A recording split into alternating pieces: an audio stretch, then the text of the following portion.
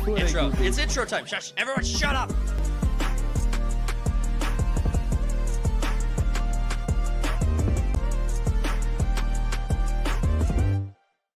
What's going on, main characters? It's your boy Talks Too Much with Third Party Studios. Welcome back to the channel. It's the 91st episode of the series, and we hope you guys have enjoyed the whole long run. It's been a blast. We've had a lot of fun things we've been talking about, and I hope you guys like some of these new changes we've made to the channel, to the podcast, to try to improve things.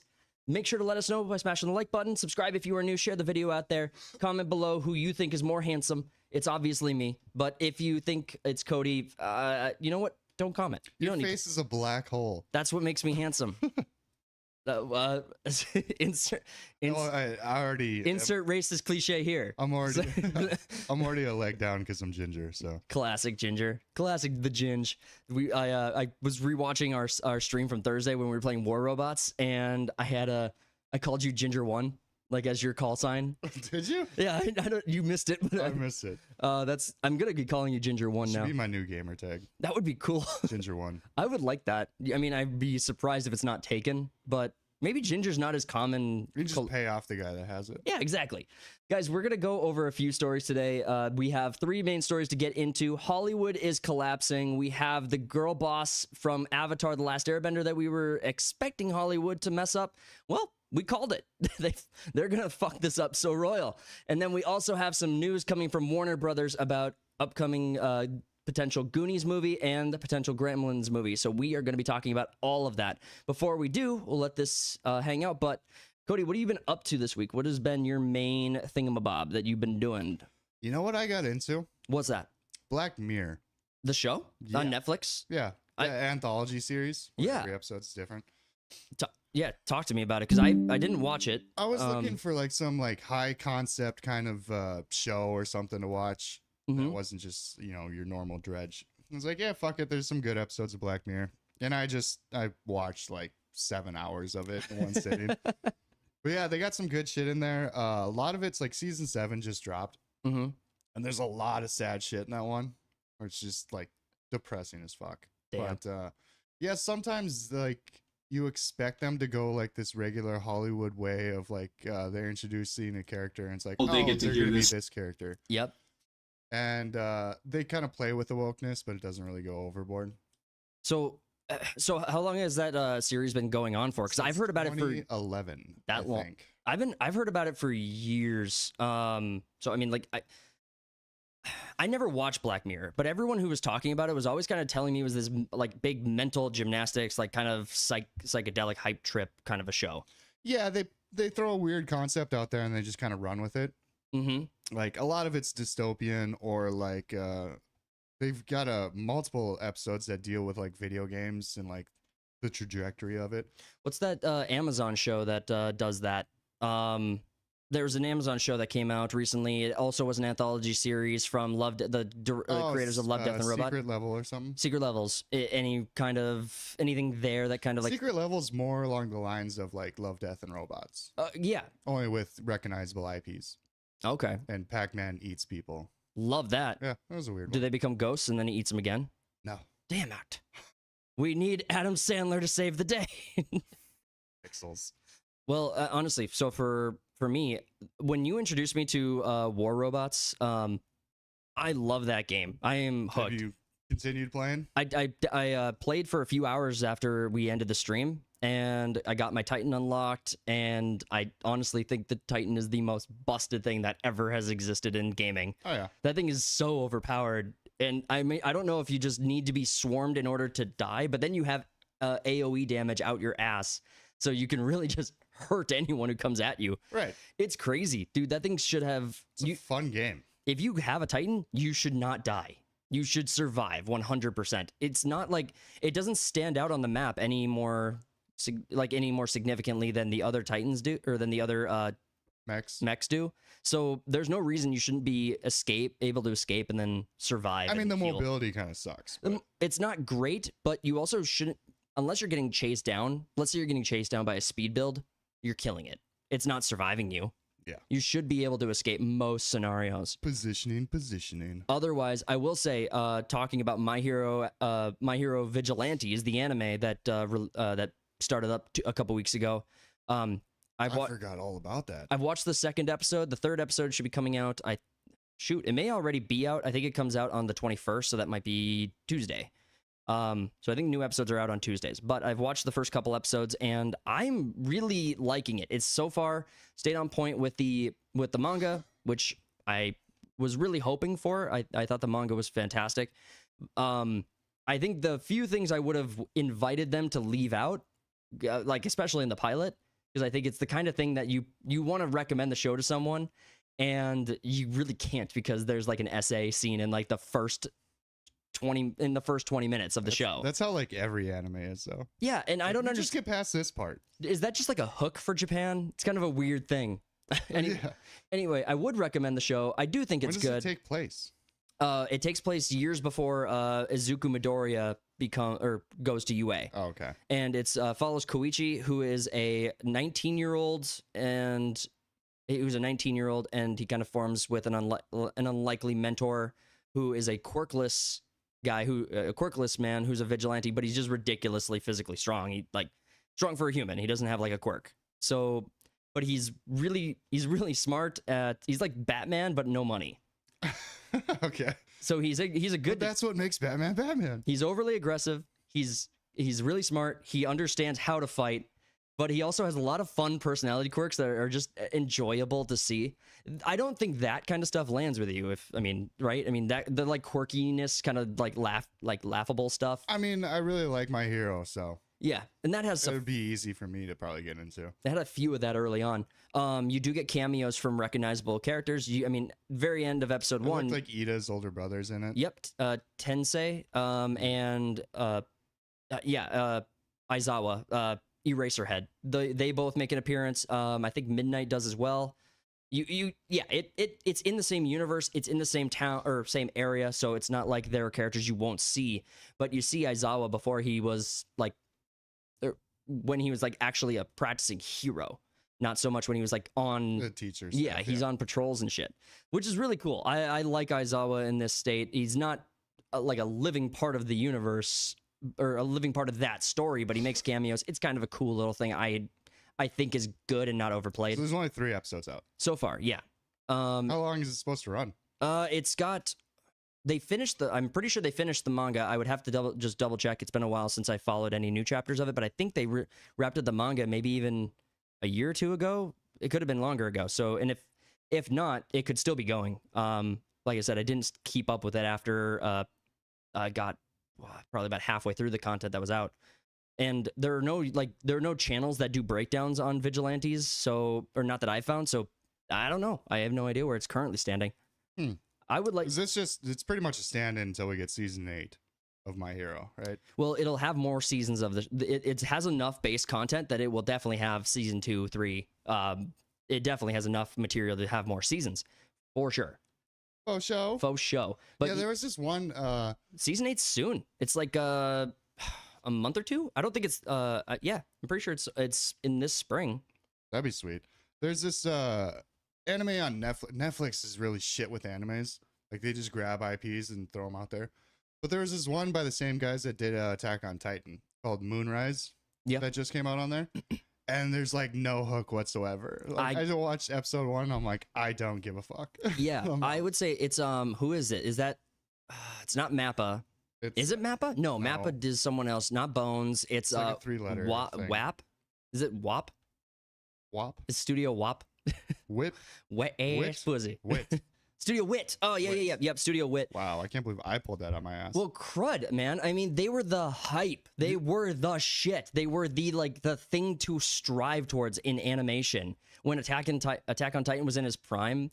But then, But then as soon as they dropped Attack on Titan to start working on other projects, you have Vivi, which was kind of a world with androids and like robots and stuff that are very like they look very human, but they have a very singular mission, and one of them is like to be a pop icon, but is not good. Okay. And so the animation style is amazing, but it's just there's no hook in that one either. Studio Wit, they don't write the stories; they do the animation. The Studio Wit is attaching itself to I would argue stories that are not that compelling. The only one that I kind of liked was Cabaneri.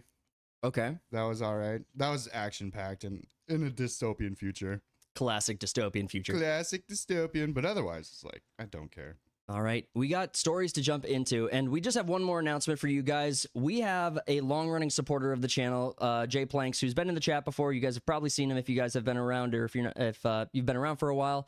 He recently created his own YouTube channel. We wanted to just quick shout him out. Big Jack's Horror Stories. What he does is he tells his own horror stories over an audio cinematic situation. So you'll get visuals in the background, but it's mainly him telling out these really phenomenal original stories that he's come up with. I think they sound awesome. I think the sound design keeps improving. He's working hard to make good stuff and to bring you guys good content. Let's try to help him get to his first milestones. Let's see if we can get him to a higher subscriber count, and make sure to check out his content. And if you guys have any advice for him, I know he'll be open to hearing it, so make sure to leave that in the comments on his videos. Smash those like buttons. Just show him some support. He's been a main character for third-party studios for a long time. Let's give him some love back, all right? With all of that out of the way, and also, you might find, if you guys pay attention and look closely enough, in the comments on some of those videos, you might even find the Cody commenting, saying mean things. Oh, yeah. All the gamer words. All the gamer words. Yeah. If you find 10 gamer words in Plank's Hit, you will win a prize. I'm lying. I'm kidding. It's not real. Got like paragraphs of comments, and you have to pick out like certain words, and then it creates a sentence that basically says, go fuck yourself. Exactly. All right, it's time to jump into our first story. So coming at us from That Park Place, Hollywood is collapsing. Film and television productions drop dramatically in California as studios leave the Golden State. Honestly, before getting into the article, I don't think this would surprise anybody. No, not really. Let's see how far we can carry this without looking at the statistics. We've got the numbers. The article continues on. We'll get into the numbers for sure. But, I would have expected that another industry powerhouse, right, like Bollywood or like the German theater of film, I was expecting one of those other major like locations for industry was going to kind of pull a lot of the industry out of LA and bring it overseas. But no, it's just all of that stuff is getting automated. It's getting simpler to do. It's the kind of thing, if you have a decent microphone, you could do in your basement. For score and stuff, I think a lot of movies do not really put a tremendous amount of emphasis on like the traditional like score. Well, that's where like AI comes in again too, where like you can AI pretty much anything. Exactly. All these studios do not need these high production locations that cost $1 trillion, have all these practical like problems that come along with them, and they don't need to bring all these people in. Do you remember the writer's strike the other year? That we reported on. That took for a loop. That was crazy. That they thought they could get so much more out of the industry. When the industry is dying, they're like, all right, well, let's go on strike. It's like, you guys picked the dumbest moments to do this. Yeah. I mean, you know who was smart about how they fought Hollywood was Scarlett Johansson with Black Widow Project. Black Widow was probably going to be one of the biggest breakout movies of her career. It was going to be like the thing that set her apart from the Avengers as like an ensemble. So she would have her own breakout movie. She was always a supporting role. So yeah, but it was only going to be the one movie. She's dead. No, I know. But it was her opportunity to make the tens of millions of dollars at the box office, because this was because it was supposed to release in theaters, and they released it on Disney Plus at the same time and killed her revenue from it. Yeah. She was 100% on point. Everyone was on her side for the most part. Disney was just being cheap. They knew Disney knew what they were fucking doing, trying to take that extra money out of the actors' pockets. Because everything revolves around people's streaming services now. Well, and you're not going to get me to hard defend actors. I mean, no. I think that it's an industry that if you made a salary of like $200K, I think, or $100K, I think you'd be really well off. But the fact that these people are making millions or tens of millions of dollars, depending on the actor and the contract, I guess it is really make or break. I mean, you have the waitress who's bussing tables, and then you have Scarlett Johansson. They're not really the same thing. Really hard up for that cash, You really hard up for that cash. Man, Weinstein had it right. I'm sure. No, I'm kidding. There was a meme going around where it showed faces of actresses that like are coming up that aren't that attractive, and then someone's like, well, maybe Weinstein wasn't that wrong. Yeah, you got to keep out the uggos.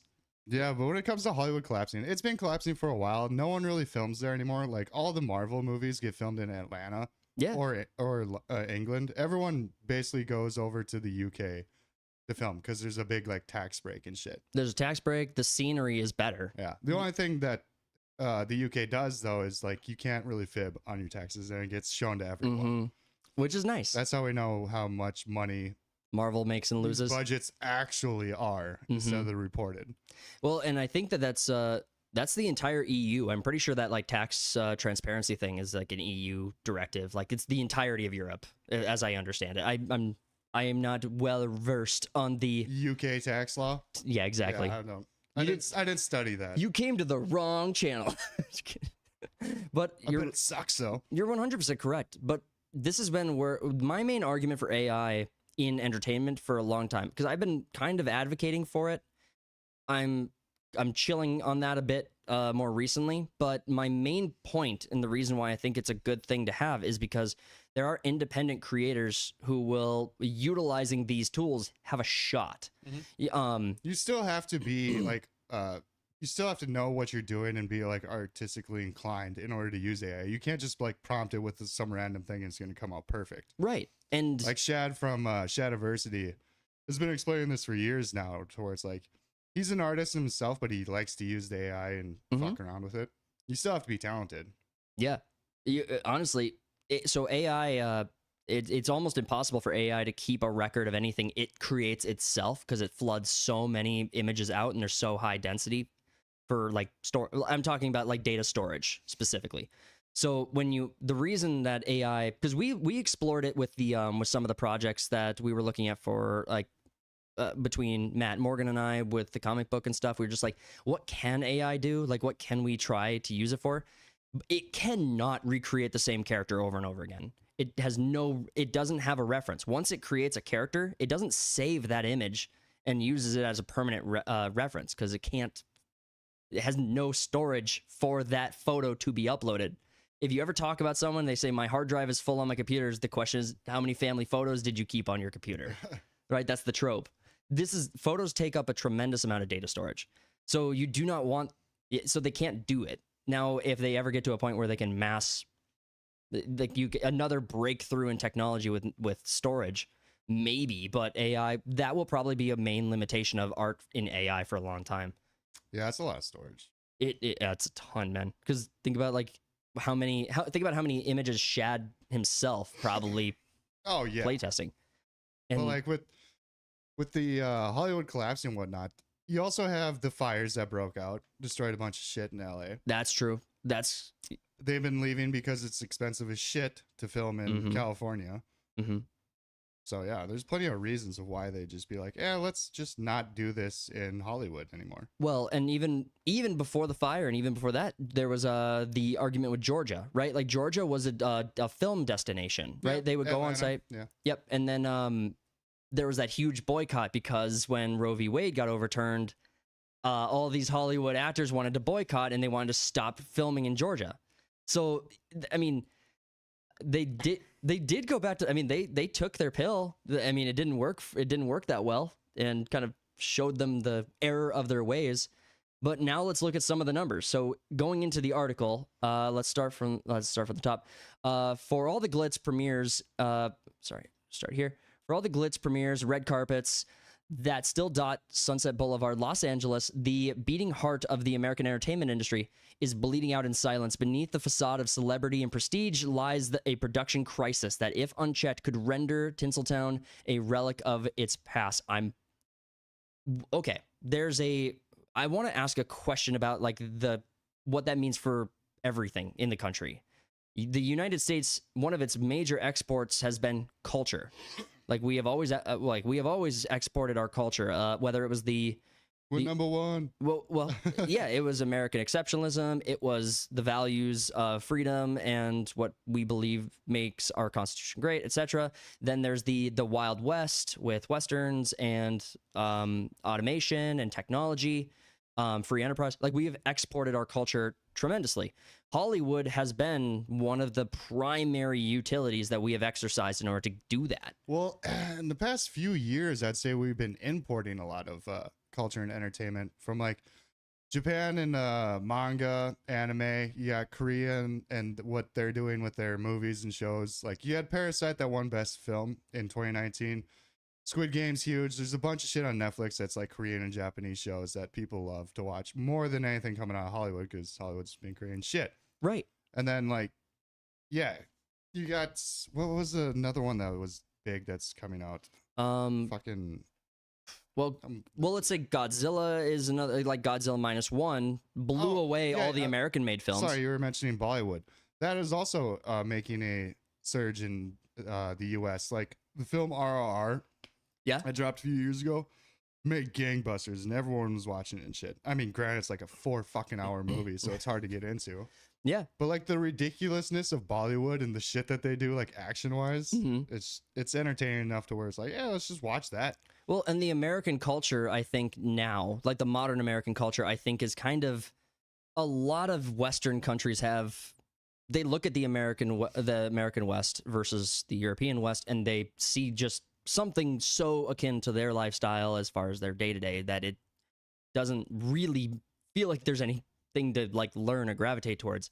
So that's just my like insertion, I guess. That's just like a presumption I'm making. But well, I mean, when you got the West that don't make entertainment that the West shares values with, when instead you got China and Japan and Korea making entertainment that has Western values in it. So it's like, oh, fuck. You almost wonder if we're even the good guys anymore. It's like it's that skit from back in the day. It's like, are we the baddies? Like when Canada is just communist and China's like, here's some good video games and some stories about freedom and stuff. And I'm just like, shit, are we? It's like, shit. You almost start to second guess yourself a little bit. But at the end of the day, the question is there a national value, a utility for the U.S. to still have a Hollywood? Or do you believe that, or in your opinion, can independent creators fill the gap that Hollywood leaves when it eventually fizzles out? I think indies are coming up in almost every industry. Mm-hmm. Like in gaming, indie is dominating right now. Like you got AAA is almost a warning label. Repo that came out. That's in the top 5 games. Schedule 1 that just came out. It's top 5 games. There's like this Blue Room or some shit fucking game that came out that a lot of people are playing. It's a bunch of indie stuff. Mm-hmm. Indie movies have been way better. Yeah. And I've been watching short films on freaking YouTube. Yeah, instead. That's a really good point. YouTube is a really good avenue for independent creators to export their ideas and their creative projects. Now, it's not friendly in the terms of like copyright, and YouTube will get their pound of flesh. But if you want the project to exist, YouTube is one of the simplest and cleanest avenues for exportation of it. The idea, I guess, is that we hope competitors like Rumble, like X, like other platforms become places where you can do that too and have some competition there. But X pays the creators. I mean, you said X pays its creators out huge. Like even just for interactions, not even necessarily just like monetization on minutes, but actual interactions around your content generate big dollars for creators. I think when that policy got launched by X, Tim Pool showed his numbers. I think he was making like $6,000 a month off of like certain posts. Yeah, just like interactions and impressions. It's an old story. It's like 2-3 years ago when that policy was put in, but I'm pretty sure that was right. And I think Tim Pool said he had heard from another major creator who is much more involved in X, who was something like 22,000, or maybe I just saw a post with that number. But the numbers on there can get really large for big creators. Right. Obviously, you have to work hard to get there. I mean, yeah, with like indie creators on YouTube. Like if you want some like really mind-bending like horror movies or whatever, there's a shitload of short films on YouTube that are like excellent CGI and all that. They actually cared about it. Like, you remember the Normal World skit with the monster? Oh, which one was that? We actually pulled this up on the channel like in the first year of the channel. So Normal World, you know them, you love watch them all the time. Yeah. For the audience at home, Normal World is a YouTube channel. They do politics, but they're kind of like an SNL meets like kind of conservative values. Do a skit every now and again that they show at the beginning of the show. And it's kind of politics, but it's more like just joking around. Yeah, it's more like like It's very laid back. it is. So the skit I'm referring to was there was a woman who was in her house. She was on the phone with her mom, and she just bought a new house, and so she's on the phone with her mom, snaps a photo of the living room, and sees a monster like standing in the living room. Right, but I do. You don't see it unless it's taken a photo of. It was pretty cool. It was pretty well done, and then you see the monster like she keeps snapping more photos, and the monster is getting closer. All of a sudden, it chases her out. It's a hilarious skit. Search Normal World on YouTube. Find the demon exorcism skit. I'm sorry I'm butchering the name, but it's good. It's worth the find. But also just check out the channel. It's probably a good one. Yeah, there's a bunch of independent creators. Like the Star Wars Theory has been doing Darth Vader short films. And I think he just put out a video where he's talking about they offered him millions of dollars to do another Vader project. Yeah. So, all right, so he met with Aaron McGregor. Ewan McGregor. You're gonna make me say it wrong. Ewan McGregor. Sorry. Ewan McGregor. Yes, and damn it. Hayden, thank you. Oh my God, Hayden Christensen. Yeah, I wanted to say Chris Haydenson, and then I was like Chris Hansen, and I was getting it fucked up. Hayden Christensen. Yeah, he posted something where he was a convention or something, and the three of them were talking. So that was kind of cool to see. Another channel I like is That's a Bad Idea. They do a lot of funny skits and whatnot, but then they put out like 40-minute horror films. Yeah. So I would be curious because Star Wars Theory was not on the shit on Disney Star Wars bandwagon for a long time. It took Acolyte to like really turn his wind. Like, I'm done with it. Yeah, I mean, but he was probably one of the more generous people who was talking about Star Wars this last decade. Yeah. Yeah, he's just not chill. Like, he would put up like his actual opinions, and like love for Star Wars goes so deep that you get blinded to a bunch of shit. Yeah. And then Acolyte finally broke the glasses. Which is weird. I don't know if there's a single I don't know if I have that for anything anymore. Like, all of the things I love have been destroyed and ruined, and I'm just alone in the dark. No. I'm trying to think too. I did for Dragon Age. Right, Dragon Age Vilgard. When it first came out, I was like, yeah, it's good. And then the writing just finally got to me, and I was like, all right. Yeah. It's over. But I don't think I've defended anything that hard. If anything, I've probably been more critical because I have had, Halo was the love of my freaking video game like journey. Like, it was everything to me. For Halo was the gold standard for multiplayer, was the gold standard for community engagement, for storytelling. And then it got destroyed in the early days of the channel. And I'm pretty confident that was the moment I realized that there is nothing that's off limits to them. If they can destroy Halo so egregiously, there's nothing that's off limits. Rings of Power was such an affront that it's another one that you just wake up when you see like the people who are comfortable with Rings of Power, right?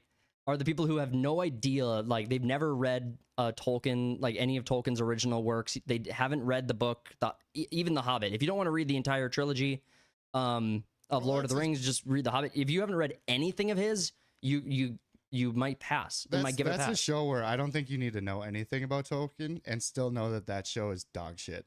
Well, you and I both have met normies or no normies who have enjoyed it or said positive things about it or even recommended it to us, right? So Rings of Power, it's season 3 is going to be coming out. Oh, maybe you know what? I might have to get caught up. Should we kind of cover it like here and there? I think we should, like an episode by episode, but no. But I think you're right. I think we should talk. I think we should talk about it. I gotta watch season 1 and 2. Yeah. Fuck. This might be its own fun journey for us, though. I mean, I'd have to get caught up again. You'd have to get caught up. I mean, it might be fun to just get it, like, just get up to speed on it. I don't like this. So let's keep going with the story. So the first quarter of 2025 brought brutal 22% drop in film or in on-location filming compared to last year, according to a report released by Film LA. So huge drop in numbers. We got another 22% drop in Hollywood production. So losing 22% is of anything. Well, like if you lost 22% of your blood, you'd be dead, just instantly. I lost 22% of my income, I'd be homeless. I'm not a doctor, so don't test the 22% thing. It's probably really bad for you. I don't know if you instantly die, but some dude in his garage is like, well, some guy on YouTube said if I lose 22%, so I mean, calculate it out. If you lost a quarter of your the hydration of your body and the thing that kind of keeps you moving, I feel like that's a lot. I don't know how much blood you have in your body, but I don't think it's a small amount. Relative to people who have no blood in their body, I think it's significant. Just full of another fluid. I was really locking in on that analogy, and I feel like I made a mistake. Mistakes were made, I man. can't help you with that one. No, you can't. I get it. All right. I like that first sentence that, stay right where you. If we don't act, the California film and TV industry will become the next Detroit Auto. Yeah. That's it, man. But this is the thing. How hard has the recent administration in government been working to bring auto back to the United States, back to Detroit, and make sure like auto plants get back up and running? That's the level of intervention that Hollywood might someday need if it keeps going down this road. And we'll see. And AI being what it is, create everything actually, this is an interesting, not a hard segue, but this is an interesting point on the same topic. It's I've said this before. When it comes to entertainment, whether it's video games or whether it's movie production, everything was supposed to get simpler. All of these modern advancements in technology was supposed to make the entire production faster, better quality, cheaper, simpler. It was supposed to improve everything. These budgets are insurmountably different than what they used to be, and I don't think you can't accredit it to inflation. They've added so much extra shit to it. Well, I think it's the incompetence of the industry. That's how you get the inflation. Yep. The redundant to hiring and shit like that too. What is it? 7 chiefs, 1 Indian. It's like there's too many people in charge, too much middle management who does nothing. Too many kitchens in the soup. Yes. Too many people in charge. But yeah, middle management bloat has destroyed so many industries. Like, it was the first thing Elon went after when he was fixing X. He's like, dude, if you can cut 80% of your company and it functions just as it did before. Well, and the evaluation got to the number, right? Like, did you hear it became profitable? Like, X became profitable, and the valuation is now paying 80% more people. Well, it was the ad boycott, right? Like the think about where Elon would be if that like industry sabotage was not happening to him. If he had just played ball with the other side, he could be a trillionaire by now. Yeah, but he would lose support, especially if he got people. Nancy Pelosi's stock advice. Oh, I'm pretty sure he's got an inside. I'm sure he's fine now. Yeah, I'm sure he's got his own guy. But yeah, I don't think under this administration that Hollywood's going to get a bailout. No. For the next 8 years. Okay. 5-term president. No, I don't. Okay, there's actually a precedent for a 3rd term. I didn't mean to go into that. I know. Just about to finish the context on it. It's there was a president who was a vice president who there was an assassination, so he got initiated into the presidency, elevated from vice president to president, then served 2 following terms. So there's it's happened before, and there's like law for it, but I don't know. Slippery slope. Anyway, we digress. We'd have to end someone. Assassinations. You're right, not on politics, but Trump did put out the Hollywood ambassadors, right? Like Voight, Stallone, and Gibson. And I would expect that in the background, there's probably been some expansion to that project. I bet that project's probably grown a bit. Yeah, I haven't heard shit about it. I just heard that they're in charge of something. Yeah, that's it. Well, it's basically so the role of them, my understanding, is to advocate for in Hollywood for the values that are brought down by the administration, to push these pro-American ideas in Hollywood and in movies. And you know what? I've been conflicted on this because I don't know if we need a correction or an overcorrection to fix the problems in Hollywood when it comes to like the quote unquote the message in films. Well, that's people have been talking about that, like when Daily Wire came out with their entertainment side. It's like the audience doesn't want, like, say you're right wing, you don't want to be blasted with right wing shit all the time. It's just make normal fucking movies. that was Daily Wire's promise, but it ended up being basically like right-wing Hollywood instead. It's like, no, it's just middle of the road, make normal shit. Don't have to put all your fucking messaging in there. Well, and there's a difference Even between if I agree with it. Well, and there's a difference between a message in a film and a theme of a film. So, like, Lord of the Rings is, I think, the most famous example I can use. So, Lord of the Rings doesn't have a message in it. It doesn't tell you anything. What you get from the movie is the values of, like, hope, friendship, like being true and steadfast. You learn these things by watching it. No one tells you those things in the movie. But the message in Hollywood is more important than good themes in the film. But I'm not convinced that Hollywood knows how to put a theme into a movie anymore. And that's why I think the movies lack soul, is because there's nothing in them to like be a guiding post for your soul, for like to learn or be emotionally attached to the movie at all. Well, it's Fantastic Four is going to be about fucking gender roles. Exactly. So we don't need, and honestly, that new trailer, the Herald of Galactus, the new female Silver Surfer we're going to get, but also Jeremy from Geeks and Gamers was talking about how the CGI he pointed out the CGI is so horrible, and I'm just like, well, you compare 2007 Silver Surfer to this one, we've regressed when it comes to CGI. It's I don't know so how awful. it's happened, but it's just gotten worse and worse and worse and worse. And the best example, Transformers, the OG Transformers, the like Michael 08, Bay. 09, Yeah. If you compare the scene where the robot dog drops all the little marbles down into the military base, and then they form into that weird raptor-looking transformer, right. Dude, watch that scene again. That CGI is so amazing. And then you compare it to now, and even you don't have to work hard. You just compare to the female Silver Surfer. A single humanoid, zero color. All you had to do was have some shine and some depth to the character's design. You should be perfectly good. The trolls from 2003 in Lord of the Rings or 2005 Lord of the Rings look so much better than the CGI in modern Marvel projects. The trolls. Say 2005? I'm trying to make sure I got my year right, but I'm talking Return of the King specifically. 2003. I wasn't sure which year. I felt like they No, it's 01, 02, 03. They all year after year. Yeah, they all kind of came together. I know that they were all canned and finished at the same you got time. the Pirates coming out at that time. You got Star Wars coming out at that time. So it's all big fucking. Well, and the movie was done. All three movies were completed at the same time. Yeah, they all filmed in 99 or something. Yeah. So, I mean, the CGI was done before it was released. The problem is meritocracy. There's no meritocracy in Hollywood. You're just DEI hire. Exactly. Yeah, it's ridiculous. We got a few more stats on here, and then we do need to move on to other stories, but I just want to keep hitting this. So the crisis runs far deeper than film sets. Sound stages are echoing with emptiness. Average occupancy rates have dropped to 63%, down from 69%. Scoring stages, once vibrant with orchestras, recording for blockbuster hits, are operating at a fraction of their capacity. In 2022, during the peak of peak TV, LA studios booked 127 scoring days. In 2025, we have 11, down over 90%. Well, I know what to do with those sound stages.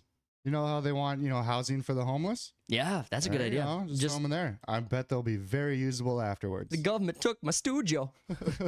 We have there's a lot of debate about what the causes of all this decline is. And honestly, it's not so much a debate as the list just is so long that everyone has something to contribute to the list. We have a post on here from it goes on to say the state's response has been reactive, not proactive. Lawmakers are scrambling to expand California's tax credit program, which currently excludes entire categories like half-hour comedies, animated series, short-form content, and it talks about bills. But as sound editor Karen Landers points out, other states like New York and Louisiana already have carve-outs for post-production. California is late to the game. Others have been playing aggressively for years. Well, I would say one big contributing factor is the cost of everything. Yeah, but I don't think studios care. They pull money out of their ass and spend $300 million a movie anyway. No, the money is infinite for them. Like, even if they make $100 million movie, and we reference like the Batwoman project from Warner Brothers, even if they make $100 million film, and they don't. I mean, they took a tax write off on it and just never put out the film. They got enough money back on that film that we could safely assume that movie in theaters probably would have made 30 million, 40 million more. I mean, it's a Batwoman project. Keaton was in it. So I mean, $100 million cost, zero marketing cost to compare, because we basically have one screen test to reference back to from the original article. So there's no no additional costs affiliated with that film. They took a tax write-off versus trying to make money on it. Right. And you'd say, like, maybe they didn't want to put it out because it damaged the DC brand. It's like, well, that's kind of come and gone. The damage to DC is already done. Yeah. I could make that argument for every DC project.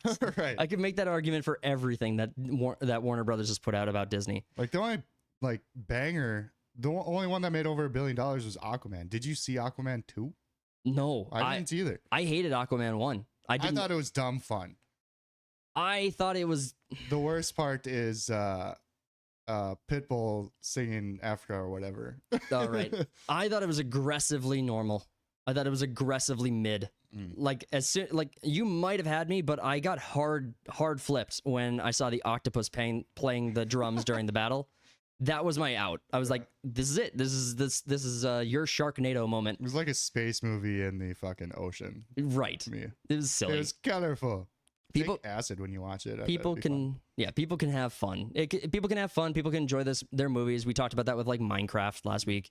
So Hollywood is collapsing. Film and television productions drop dramatically in California as studios leave Golden State. That's an article from That Park Place. We are gonna leave that story and move on to future ones. Did you have anything to add? You mentioned Minecraft. Did you see that kid that brought the live chicken? Yes, I did. The whole discourse around that went the wrong way that I wanted it to. They started talking about like animal rights and shit and stuff. Oh God! Like, can we focus on the kid being fucking retarded and taking a live animal into the theater instead? I mean, that's health code violations. That's probably like the kid's like, the chicken was fine. We got it from a farm. We brought it back. Blah blah blah. You got it from a farm is not a good answer to that question. You didn't get it from outer. You didn't get it from outer space. Like, we didn't fucking think you dug it up from underground like a troll. It's like there's like 2 billion chickens that killed every year because we like chicken and blah blah blah. Like, yeah, I don't care. Do you think we want that number lower? It's like, if we gotta pump those numbers up, I want Moss chicken. I want more chicken. I want El Diablo. It's the chicken devil or whatever. You see that billboard or whatever that had a bunch of different animals? It's like, where do you draw the line? And then someone spray painted like right before the horse or something. I was like, I'd spray paint after the horse. I would eat a horse. I'd eat a horse. I've had horse. It's good. It's good eats. They do you remember the movie is it Defiant? It's the World War II Daniel Craig. Yeah, Defiance. Yeah, Defiance. When he shoots his beautiful white horse and then they eat him for stew. It's good eat. It's a good eats. You're starving. Eat a horse. Yeah. It's like your catch-all. It's like, where am I gonna? I'll probably, if I walked in 1,000 miles in any one direction, I'm seeing 1 billion cows before I see a single fucking horse. Yeah. It's just saying. I don't know where. I mean, you've probably eaten dog and cat without even realizing it. How many Chinese places have anyone gone to? I have no idea. I know you've had pigeon. I have not had pigeon. You've had pigeon. If you had Chinese, you've had pigeon. I've not. I don't think we've. I mean, we're in rural Midwest America. We have not had authentic Chinese food. It's like, we've had Mexican Chinese food. I don't even know if I've seen I don't even know if there are pigeons where we are. Like, aren't they just like some barn bird? There was a Chinese place that got shut down for house pigeons. I thought it was rats. No. Oh, gross. Gross. All right. Let's move on to more stories. We got to talk about Avatar: The Last Airbender. We did our review on it. If you haven't already heard our thoughts and you want to hear our original thoughts coming right off of the season, off of the series, you should go check that out on the channel. But just to summarize, what was your score for it? My score was 7. Mm-hmm. Now we've adjusted our number interpretations on the channel. Mine hasn't changed. No, your numbers, but your number has not changed. But how I interpret as 5 as being the average, like I was using like the American grading system scale where like bad and average is like a 7. Like that's kind of like where most movies are. If you were like high school grading, 7 or less is failing. Yeah. I mean, that's where I basically put that film. I thought there were things in it that I thought were well done. Ko, the face stealer, I thought was really, it wasn't true to the original show, but I thought it was really well done. I was impressed by it. I didn't make it to that episode. And that's fine. I mean, but there were things about it there were standout things about it that I did like. Altogether, wouldn't recommend. It's not like an amazing show. But you gave it a 2. 1, I think. You gave it a 1. I said it was unwatchable. So unwatchable should be like a 1. Yeah, fair enough. Yeah. I mean, I gave that score to War of the Rohirrim in our review. Right? I gave it almost a negative. I've been thinking about that movie. I'm like, I kind of want to watch it again. Don't do it. Don't change your mind. It was so bad. It was fun. Well, let's talk fun in theaters. Well, let's talk about the story. The girl boss trope gets spun on its head by Netflix. Toph in Avatar: The Last Airbender to become more feminine. Let's start before getting into the article. Just first thoughts on the idea. You're changing the character again. You're changing the character again. She's a tomboy. It's fine. There's nothing wrong with being a badass chick. She was well written. Is the problem with being badass chicks in Hollywood is that they don't know how to write them anymore. Right. They're stoic. They're cold. They don't have any emotional impact at all. Right. There's no character development or growth. Toph has her hang-ups, but she's also a tomboy that kicks ass. Right. She's just a badass. Also, they're gonna make her a little bit older too. I don't actually have a problem. Be like Katara then? Basically the same thing. I would bet so, or at least closer, because I think in the original show she's 10. No, Aang is 12. Aang's 12. I think she's 10 in the original series. I don't think she's that much younger. We'll see. I'm gonna Google. She is a youngling. But yes, if we could get her, I think her aging up in the live action, I think is perfectly fine. I don't have any problem with that at all. In the original show, they had her like. The show does play with a lot of different romantic ideas and stuff like that. There is like character crushes and stuff in the show. Sometimes things are a little suggestive. There is like an episode too where she wants to be like more girly, or she's hanging out with Katara and they they get their nails done and shit like that.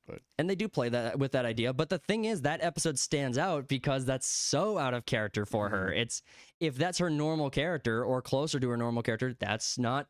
That episode is either. I bet that episode gets nuked at the pace they're going. I bet that episode doesn't even exist. Tales of Ba Sing Se. That has one of the best moments in the series, though. Tales of Ba Sing Se. If they touch it, we're doomed. There's no reason for that episode to be. Uncle Iroh's. They've already ruined Uncle Iroh's character. He's not even close to how he was in the original show. I think that's one that like I can't get past episode 2 of the show because they just ruined one of the best characters in all fiction. Exactly. Iroh is so iconic. Toph is this. People feel the same way about Toph that they do Uncle Iroh. Toph and Iroh are probably the 2 best written characters. They gotta have a good relationship in the show too. You know what? I want to slow down and say Zuko is probably up there too. Zuko's got a really good redemption arc. He does. And his story is as long running as Aang's. The issue is I don't think Aang is a great character. I think Sokka, Katara, I think everyone around Aang is a great character. I don't think Aang she's individually. 12. Is she? Okay. Yeah, she's same okay. Age. If you're pulling it up. I thought she was younger than that, but she's originally conceived to be 16, so maybe that's part of the reason why and maybe they don't want to hire another 12-year-old and deal with that. Fair enough. But I mean, if they make her a bit older and all the characters are just a little bit older, I don't see a problem with that whatsoever. I don't have a problem with the age thing. That's not important. It doesn't actually impact her character much at all. And I think it's only referenced like twice, 3 times in the entire show. So I don't think it's a really significant thing. Her actual character and how she plays her character, that is significant. And that's a thing you shouldn't be touching. This is where I'm talking about like correction versus overcorrection. And I don't even think that this is an overcorrection. So Hollywood has always made, Hollywood over the last 10, 15 years has made these awful girl boss characters. They've been absolute shit in almost everything they do because to your point, they have no idea how to write them. They have no idea how to write a good female character. And they are trying to change perspective and change the idea of how a female character should be written from the ground up. They're not good enough to be able to do that. Even if that was a good mission to do, they're not good enough to pull it off.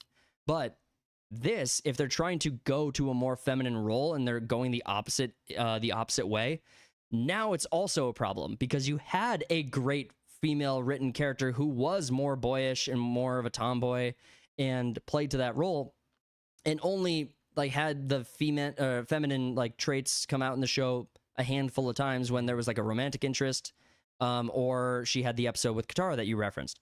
So there's no reason to do it, except my theory is that the actress can't pull off.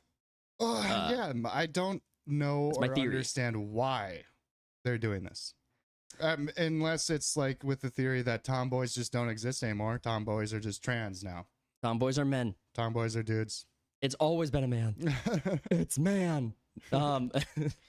Well, so from the show, we know that they changed Sokka because they didn't want a sexist character in the show. They didn't want him to have fucking character development, I guess. Exactly. They changed the character for Zuko, and now he's going to be basically just a giant crybaby beach the whole time. Sokka thing, wouldn't a feminist kind of want that? It's like, all right, you got this sexist character at the beginning, and he learns, oh, that's wrong. Yeah, Suki would have been like your teach him moment there. Like right. you get your moment where you put the misogynist on his face. Yeah. Like you are 100%. You want that? You feminists should 100% want that. I don't know what they're doing. Katara is not all about hope anymore. It's like the meme. Like she's not preaching all the time. So I mean, yeah. Okay, there's something with the Masters, right? Like they're kind of aren't they getting like doing away with the Masters? Yeah. That Aang has along the way? Mostly. I'd have to rewatch. I don't remember what they did with the water one, but I think Katara just ends up being his student. Yeah. There wasn't as much controversy about the whole thing as there was once upon a time, and I don't think the grandmother conversation comes up at all. I could be I got to rewatch the end in order to like remember that. That reminds me that she basically does a monologue of the beginning of the animated show. Yeah. In the live action. My grandmother once told me. It's like, oh my God, this is lazy and gay. Yeah, this is so bad. Well, now we're further into the article. So let me just read from the first paragraph here. We got, in recent years, a growing trend has taken root in Hollywood adaptations. Strong female characters are often made more masculine in presentation. Traits like stoicism, physical toughness, emotional restraint have increasingly defined the modern female hero. And they're never heroes. They can't say plot saves the day. Like, they don't save the day. Convenience saves the day, and plot armor saves the day. But either way, female hero, as studios respond to outdated damsel in distress tropes by pushing harder into the tough girl archetype. But in a surprising reversal, Netflix live-action Avatar: The Last Airbender appears to be bucking that trend, not by feminizing a previously feminine character, but by softening one of the most famously tomboyish figures in animated history, Toph Bofang, known as Toph from Avatar: The Last Airbender. And we actually... You went so dyslexic right there. Well, and... You said Toph Bofang, it's Toph Beifong. Fudge you. I did go dyslexic. You know what? 100 legit. I had to think about it for a second here. You're right. I know, well, yeah, it's written right there. It is written, so it is true. It is written. Therefore true. This is the way. It's the internet, bro. It's just right. Yeah, it's always right. We have a quote from the actress herself. From the direct, Mia Kesh? Sure, I'm down. Something. Mia Kesh, the actress stepping into the role of Toph, recently revealed that her version of the earthbending prodigy will be a little older and slightly more feminine than the character fans remember from the beloved Nickelodeon series. For longtime Avatar fans, this might seem like an unexpected turn. Toph is the quintessential tomboy, gritty, sarcastic, unkempt, fiercely proud of her independence and raw strength. In fact, her rejection of traditional femininity was a defining trait, especially in contrast to characters like Katara. Yes, that is the fucking problem. It's like you have this character that literally defined the archetype, and you're like, well, hold on, we can do better. Let's one up that shit. You know the left side of the internet's gonna be like, well, they're making her more feminine. Why are you guys so angry? Because all we've ever asked for is decently written characters. We've just been telling you that archetype you've been putting on screen has been shit, and we've just asked for a well-written female character. Toph is a tomboy and also a ridiculously well-written female character. It's both things. You can have a tomboy, like even add masculinity into the character. But if you have a character on screen for 2 hours and you force us to pay money to watch it, and she has resting bitch face for 2 hours, I'm not impressed. Yeah, and it's no development. She's great at everything from the get-go, and everyone praises her all the time. That's the archetype that's been spit out of Hollywood for the past like decade. Right. It's not the what was it here? The modern female hero. That's not what the archetype actually is. It's the Mary Sue archetype. We've more appropriately categorized it as the Mary Sue, and the ascribing traits are you have no training or like learning. It's not to repeat what you said. You basically broke it down the best. It already has these defined traits, and you just pretend like it's the modern female hero. It's they'll bullshit. be like, well, Toph's is Mary Sue. She's great at earthbending, but like, yeah, she has a lot of qualities that aren't Mary Sue-ish. And you get to understand how she learned it in the first episode. Like right. you know how Toph became one of the greatest earthbenders in the world. She learned from the Badger Moles. And in an isolated clip with no context, what the people just being like, she learned from the Badger Moles is a ridiculously weird sentence. It's like the lion tortoise, you know? It's like the lion. It's the lion tortoises. Yeah. So, I mean, you do in the first episode when you're getting to know her character, you get to see how she became ridiculously strong. Learning from the Badger Moles is something no other airbender. Yeah, she's blind and she had to learn how to deal with that. That's what also attributes to her being so great at earthbending. Yeah. It's because she has to feel everything around her. Mm-hmm. Like Daredevil got his super hearing. Yeah, she's tiny Daredevil. That's why she's so awesome. She's tiny Daredevil. That's a good, yeah. But it's also, it's your, like, all right, say you create a character that's a little bit more feminine or whatever, like Toph doesn't exist, they're just putting her into this. Yep. That'd been fine. No one would have cared, but you're changing an already beloved character, and they do this all the fucking time. Yeah, and that's the thing that got old. I mean, we know that Avatar: The Last Airbender, the live-action remake on Netflix, did not perform how they needed it to perform. We knew they were going to keep going. We knew they weren't going to stop after season 1, but Netflix has seen their own numbers, and they know, and they're doing it. They're doing it again. I think these people might be like, you remember that one guy in class who was ridiculously slow? It's like all of them are just in Hollywood. Everyone's slow guy just went to Hollywood to become a director. All writing rooms are just Make-A-Wish kids. I want to write the Avatar. Well, and so the Avatar, you got to deal with it. Yeah. The article goes on to just point to like some of the modern examples. Like we got Rey from Star Wars. We got Ariel from the Mermaid remake. We got the Velma from the Scooby-Doo adaptation. I mean, all of these examples of just horribly written female characters or just like over the top stupid. And so when again, this isn't even an overcorrection because they're not trying to correct anything. They don't think they're doing anything wrong. They've seen their numbers, they've seen the fail, and they walk away saying, it's better than I expected. we out kicked our coverage on that one, boys. So I don't know. The Avatar: The Last Airbender project will probably still kick up fans. I mean, there will still be people who will continue to watch the show. I tell you what, I'll probably check out the second season when it comes out just to stay up to speed on it. But realistically, we know this show is not.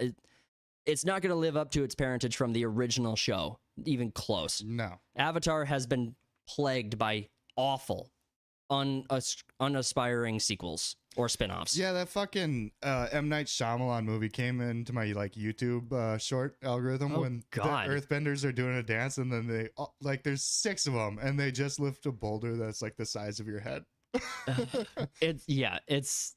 I'm pretty sure M. Night Shyamalan had no fucking clue what any of that stuff was when he was making it. I think he did it because his kids liked it or something, but he didn't care or know anything about it. Fair enough. I mean, I would never put like my old man in charge of like a Pokemon live action adaptation. All right. Like what? And have every actor in the movie saying Pokemans. How does M. Night still get work? Have you seen his latest one? No. Trap? I haven't seen. It had a good premise where this serial killer is stuck in a stadium during a concert and the cops know he's there. Mm-hmm. So it had a good premise, but it just ended up being a fucking movie promoting his daughter's singing career. That's it. What was the 4 Horsemen one? The knock on the cabin. Oh, I didn't watch that one. That was good. I actually really liked that movie. Like he's got like a hit here or there, but it's mostly flops. Like Split. The sequel to Unbreakable? Yep. That was really good. And then Glass comes out, the third one in the trilogy, and it sucked ass. I have mixed feelings about Glass because It's bad. I thought there were things about it I really liked. I liked the premise. First off, you bring back the original cast from each of those films and you bring them all together into the universe. I thought the 9 twists at the end was a little bit extra, but I don't know. I didn't mind Glass that much. The only thing I liked about Glass was James McAvoy playing that character. James McAvoy's ridiculously talented. Really good. Do you think James McAvoy is Underrated? Yeah. I'd say so. I mean, I don't know what else he's in basically just X-Men. Have you seen him in a bad thing? No, I don't think so. Well, maybe, hold on, maybe, X-Men. maybe. X-Men. Okay. I've seen all those X-Men projects are awful. Okay, has he done bad in anything? No, he's always performed. I was just gonna say he was in the first Narnia, and that wasn't that great either. As Tumnus. Tumnus. He played Tumnus pretty Yeah. well. He did. Tumnus was the most likable character I think in the entire show or in the entire movie, and he wasn't even alive for most of the movie. He was frozen solid. Yeah, he's barely in it. He was stoned. They're redoing that too, and Kate Blanchett's gonna be Aslan, Yeah. a male tiger with Kate Blanchett, or a male lion with Kate Blanchett's voice. Yeah. I don't know what that is That's about. like a representation of Jesus. Yeah. I wonder if this is another example of them trying to just take something that is is meant to ascribe to Christian values and just absolutely wreck the shit out of it. Even though animated Jesus movie is dominating right now in the box office. Yeah, that movie Is it like King of Kings or something? That- by Angel Studios. Yep, I think so. I could be getting, I mean, I'm pretty sure that name's right, but it is Angel Studios for sure, and it has been doing really well. That's another example. Angel Studios, they're doing the Christian movies and stuff like that, obviously, but they are perfectly capable of writing a singularly good story with a theme that does not Beat preach you at over the head with Jesus stuff. Yeah, Yeah. it's not a message; it's a theme.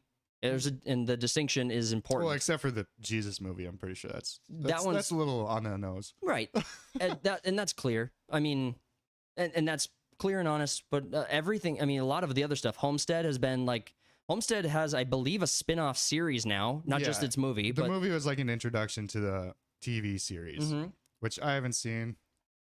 I think my dad saw it and he wasn't a big fan, but I might need to check that out too. But Chosen is now got the Last Supper movies or Last Supper parts 1 through 3 out in is theaters. that Angel? Yes, or is yep. Chosen is Angel. Yep. Because there's another one with King David, and that's Amazon, and Amazon actually made it, and people say it's pretty good. Oh, I mean, Amazon can make good stuff. It's just rare that they do. Yeah, it's when the head of Amazon Studios just lets people run with their own shit, then it can be good. But if she involves herself, Yeah, or instead, I guess it's not she anymore. She got fired. yeah, they them They them are gone. it's the ambiguous position that doesn't exist anymore. All right. So from that park place, the girl boss trope gets spun on its head by Netflix, Toph, and Avatar: The Last Airbender to become more feminine. The article written by Rick Frazier from that park place. We are going to jump into the next story. We got another one to cover. And this one is going to be probably a little shorter, but I think it's interesting and it's worth talking about. I have a lot of people I know who are super in love with these movies, and I really just wanted to take some time to cover it. I like this. So from that park place, Warner Brothers confirms new Gremlins and Goonies movies are in development. Before we before we dig deeper into the article, first thoughts on it. You talked to me off recording about this, so I kind of get a sense of your thoughts. But So, I don't care. it's not- Gremlins, I maybe watch Gremlins. Isn't there like 3 of them or something? yes. Well, no. There's 2, and then a third Gremlins movie has been in production. But there is a animated series that is, I think, has 2 seasons out. Oh, okay. I just remember the dolls being weird. I think I had like isn't there like a Furby or something? Yeah, I never really learned or understood what Furby was. I had one. Yeah, it was just there. Everybody had a Furby. It had eyelids. Yeah, I think it was just because it was kind of like an animatronic, talking pet thing. I have no idea. It was like a Tickle Me Elmo kind of thing. Yeah. I don't know. Don't tickle me, Elmo. But the Goonies I saw when I was adults, so I don't have the nostalgia for it. I thought it was a whatever movie. I think I understand if you grew up with it you'd love it, but Well, and with that cast too, right? I mean, like, yeah, it had an insane cast. You got Sean Astin, which he's kind of lost his mind. he's a little cuckoo for Cocoa Poofs. Feldman, Hmm. he's also lost his mind. Well, they all went insane. Everyone in Hollywood. Everyone but Short Round. Everyone was Short Round. Short Round's still cool. So, But it's like, I don't give a fuck. I think now that all the actors are in their 50s, I think the sequel should be called The Gooners.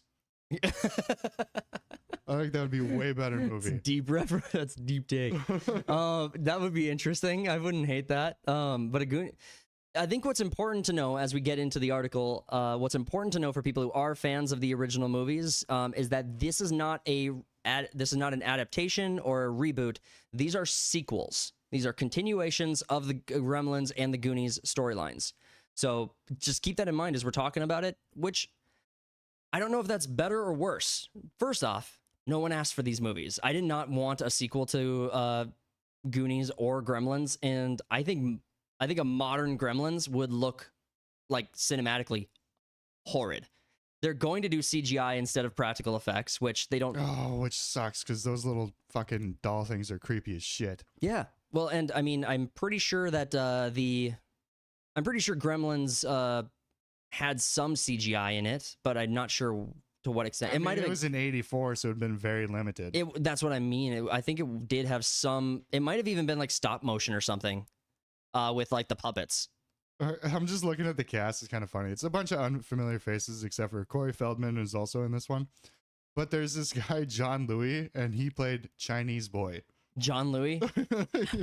Chinese boy.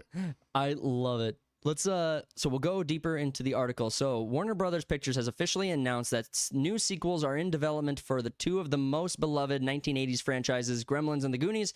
The studio confirmed news in a new interview with Deadline, offering glimpses into the upcoming series. So first thing I wanted to pull up was that both movies are under the supervision and production of Amblin Studios, which is Steven Spielberg. This is Steven Spielberg and his categories of film.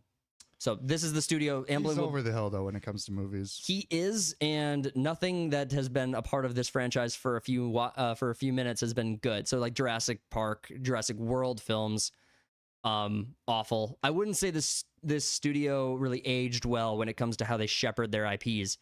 But if you do want to have any like excitement for the franchise, it would come from the fact that it would come from nostalgia and remembrance of Steven Spielberg's great work. I think that's another problem with Hollywood though, is they're stuck on nostalgia and getting like that 80s and 90s like grip. Well, and why couldn't you make a start from the ground up? Why couldn't you make a Gremlins film, like take that plot line and apply it to a brand new thing? Like you take just do like a reimagining of it. Yeah. Don't call it Gremlins. Don't reference back to Gremlins. Just, well, you kind of have to. I mean, not if you want to. If you're making a cute thing that turns evil if you feed it after midnight or some shit, you'd be like, oh, okay, Well, this is just Gremlins. I was assuming that we'd make some reasonable modifications to the Don't rules. feed them after 2 p.m.? That specifically was Okay. my thought. That was exactly it. Don't get them dry. Wait. Don't get According to which time zone, though, is the 12? their existing time zone, because it's relation to the sun Okay. and the moon All right. and the stars. Well, if it's really... I'm making that up. I'm making that up. I don't know if the that. time of year also fuck with it then? What about daylight savings time? They don't. I don't know. That's a good question. I think it's just whatever. What if it's in Arizona because they don't switch? I think it's whatever your digital clock says. I think that's This is what your iPhone says. It's just what the rules is. But no, so Gremlins and Goonies, I actually rewatched Gremlins this last fall, and I love that movie. I do think it's fantastic. I mean, you could make the argument it's a little cheesy, but it's an 84 fucking kids horror movie kind of thing. So. Yeah, but I think it holds up to its original standards. So like the quality it was made. It's the genre you just described. It's still a good one of those. So I mean, I still think it holds up decently well. There's not like an emotional journey or anything to go on, but you do have some good acting in it. You have like a pretty insurmountable task of defeating this ever multiplying If they do a little rated demon. R version of this. I would hate that so much. Oh yeah. Well, I mean, I would. It'd basically be Don't like, they like sexually assault someone in that movie? I think The Gremlins? I think they do. I think that it's the bartender. They just like, Oh well, she had it coming. yeah, deserved, justified. No, but in the Gremlins movie, So they're using the same cast in Gremlins too. That's not clear from the article. I don't think that they're going to be bringing back all of them, but let's dig into the article, see if we can get an answer to that. Because it'd be a lot easier because there's not a whole lot of big names in that movie. Okay, so this is just the more of the announcement. Gremlins.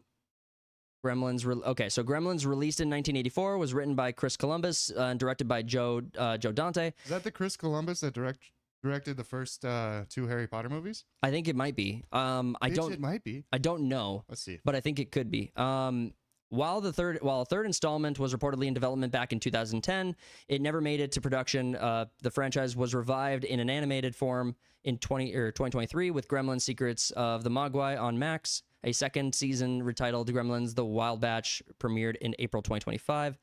Though Warner Brothers has not confirmed specific plot details or casting, that's the answer. Yeah, he did both Gremlins and the Goonies and Harry Potter. Dude's got fucking resume, bro. He's coming back. Yeah, he's going to be a part of this. He's not like detached from it at all. Steven Spielberg's studio is the one producing it, so I mean, but he also did Percy Jackson and the Olympians from 2010. And this is a part of my concern, is that it's modern Hollywood. I don't even know if the rules are changed. Since 2001, yeah. The rules have changed, but man. But the players are still the same. I love that quote because you can use it both ways in the argument. Though Warner Brothers has not confirmed specific plot details or casting for the new live-action Gremlins film, the term "new entries" and franchises prior development history suggests that the project will continue the existing story rather than reboot the timeline. That last sentence is the only hope this project has of being successful. It's the only thing. And basically, I think they'll both flop. I mean, but you get my point with saying that, like, it's not a reboot. Right. That's something. That's something to be said. Yeah, I mean, they did a continuation of Ghostbusters after the disastrous all-female 2016 version, and no one really cares for those. Well, I don't know. Did that even make money? I mean, they did 2 of them, and I think the second one flopped hard. Like Paul Rudd, right? Paul Rudd was the reboot. Yeah, Paul Rudd ran the reboot, and so I agree. Continuation. And I think that it has a very high likelihood of being the same thing. I think there's more of a cult following around, like the people who love Goonies, the people who love Gremlins, they love it, man. People who like I've met people who have been like, there's nostalgia about Ghostbusters, but there's not the passion behind it. It's kind of just like a novelty and a fun thing to like talk about and interact with. Tell that to the internet. I mean, I am. I'm literally live doing that. We're literally doing it live. People cosplay as Ghostbusters. They don't cosplay as Gremlins. Well, right, but that's the thing. They cosplay as it. It's a joke. It's a medium. It's not like it's not a movie that people like watch because the movie is good. They watch it because it's a comedy that I'm against you 100% on that one. All right, look, it's got chat. I want the comment section to fill up with just fuck you and your Ghostbusters take. Fuck your Ghostbusters take. So here's a hot take then. Like me personally, I don't give a fuck about Ghostbusters, but fair enough. But like, here's my hot take. I think Bill Murray is overrated. I don't think he's funny. I think his movies are not good on the average, and I don't think the funny movies that he is in are funny as a result of him individually. I watched What About Bob the other day. What about Bob? I mean, have you seen it? No. Okay, so it's a comedy. Bill Murray plays an insane guy, and he's following his psychiatrist on vacation. So his psychiatrist goes on vacation with his family, and Bob follows him across the country, stalking him. And then all of a sudden, his family and all the people around him are like, seen it. He's falling in love with him. Yep. So yes. So I think that movie is funny, but I think Bill Murray's character is not at all the reason it's funny. Like, I think he plays into the insanity of the whole thing so well. Like, he does a good job playing into it. Well, he usually plays like a miserable dude, doesn't he? Like every movie. So he's like playing himself, kind of. I mean, so you'd say it would be an easy role for someone to do. You'd expect. Well, actually, that's an interesting point. Could I play myself in a movie? I feel like I'd overact and fuck up a lot. I think I can only play myself in a movie. So we got, in the case of the Goonies, Warner Bros. Has more expectedly confirmed the sequel. The 1985 adventure film was written by Chris Columbus from the story by Steven Spielberg and directed by Richard Donner. The original cast includes Sean Astin, Josh Brolin, Corey Feldman. It's Dick Donner. Dick Donner. Dick Donner. Dick Donner. Ke Huy Quan. That's short round. Short round. Jeff Cohen, Martha Plimpton, and Carrie Green. And I apologize for butchering names. I'm bad at names. Earlier this year, Deadline reported that Warner Brothers had hired Potsy Punk. God, Old Henry. Jesus, come on. Can I get some John Johnsons in the fucking article, please? Some Smiths. You might just want to skip over the rest of the names. Yeah, I will. But this is what I was talking about earlier. The projects will be produced by Amblin Entertainment. So Amblin Entertainment will be responsible for the production. No director has been announced yet, and story details remain under wraps. So we'll have to we'll see. We'll get more details. Oh, it's like people have been saying that there's gonna be like a Back to the Future 4 that would be a continuation. Would you want that? No, no, but I do think that Back to the Future 4 is a better example akin to these two movies than Ghostbusters, because I think Ghostbusters, I still hold my opinion on Ghostbusters. I not changed in the last 30 seconds. But I do think Back to the Future is probably a better example, more in line with these two, where there is a following that loves Back to the Future as a film series, and not necessarily for the comedy aspect of it, but for the story, for the movie. Yeah, there's itself. been a rumor about it for years, but I heard that like the writers like have the rights to it, and they will not allow new Back to the Future until they die. That's what I heard. I would hold on to the rights in my death. Like, you're not getting it until eternity. You don't get it. Yeah, that's where I'm basically at with it. But no, that's a good point. Back to the Future as getting a sequel, I think I'm in the same boat. I don't think any of these stories can be continued in the modern era without detracting from the original themes and quality of the films. I don't think they can continue the story well. Well, it goes back to that question. It's like, what beloved franchise do you hold that you would like to see an on-screen adaptation of? And like, today's answer is none, because they'll fuck it up inevitably. I think I think, generally speaking, you're 100%. There is an outlier that we've even talked about on the channel with Warhammer, right? We've wanted Warhammer 40K to be Henry Cavill's project, and like, we wanted that in live action for a minute, but you're correct. Like, they have a Mass Effect a series that they're gonna make, and I don't want to see it. Right, and that's your favorite. We've had this conversation. That's your baby. It's a cinematic game too. You don't need to recreate. You can just play the game on fucking easy and just go through the story there. Same with the God of War that they're doing. It's a cinematic game. It's already a movie, an interactive movie. Yeah. Well, and even if you go on YouTube, you can find all the cutscenes edited together as if they were a film scene by scene. So, I mean, you do not need it at all. You're right. You do not need it. So just to wrap up here, no release dates have been announced for either sequel. It remains unclear whether the original Gremlins cast will be involved. Both projects are still in early stages of development. It is cool. Everything you would want if you wanted this movie to succeed is here, except the generation that we're in as far as Hollywood goes. You can have all of the stars and they could all be aligned, but they're in the wrong sky. Like, they're not in the right place.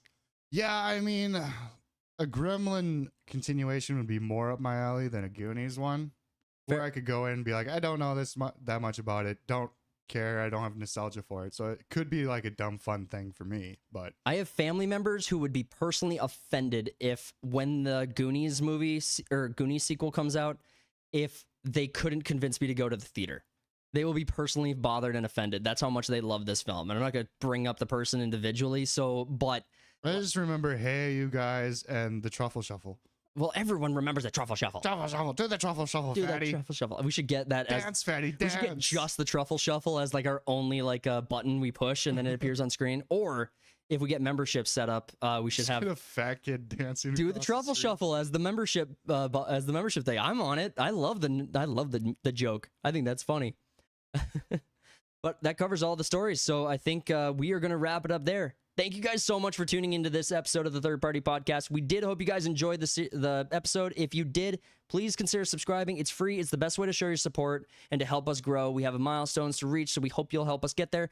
Don't forget to smash that like button. It helps us reach further out into the YouTube algorithm and to be in front of more people like yourselves who like the content.